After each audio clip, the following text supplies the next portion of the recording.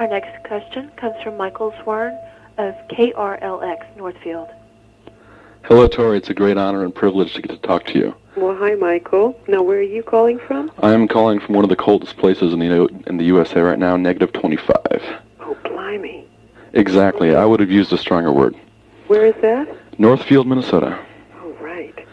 And my question to you, Tori, was about the narrative element of your songwriting.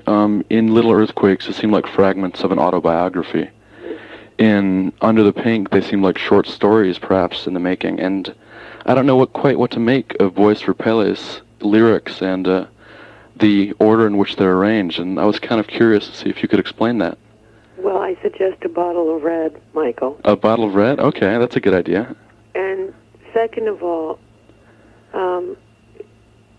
it's like a novel to me. It's the descent of this woman to find fragments of herself.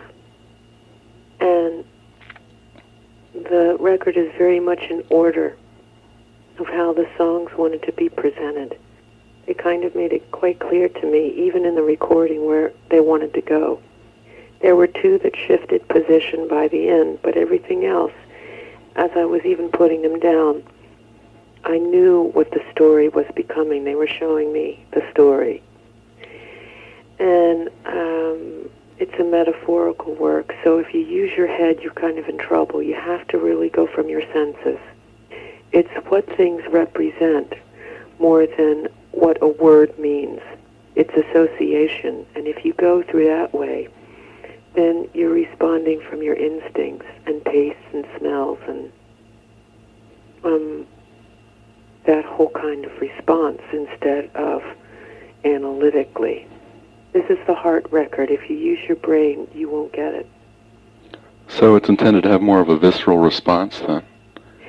Yeah, kind of like when you're sitting across from somebody and the conversation isn't what's going on. That's not what's going to get her home, babe. It's you sitting across from her at the table, and it's the way that she's picking up the fork. It's sometimes what's not even being said. That's deciding what you're really talking about. And I think a lot of times my work is the camera under the table, not over the table. I'm interested in how somebody's crossing their legs and if their feet are stuck to the floor because they've just heard something above the table that has frozen them in motion. That's where I work from.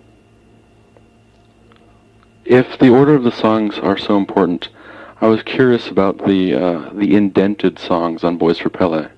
Do those represent chapters or parts of this of the novel in progress? It's sort of like they're taking us to another split in the road. So it's crossroads time usually when they show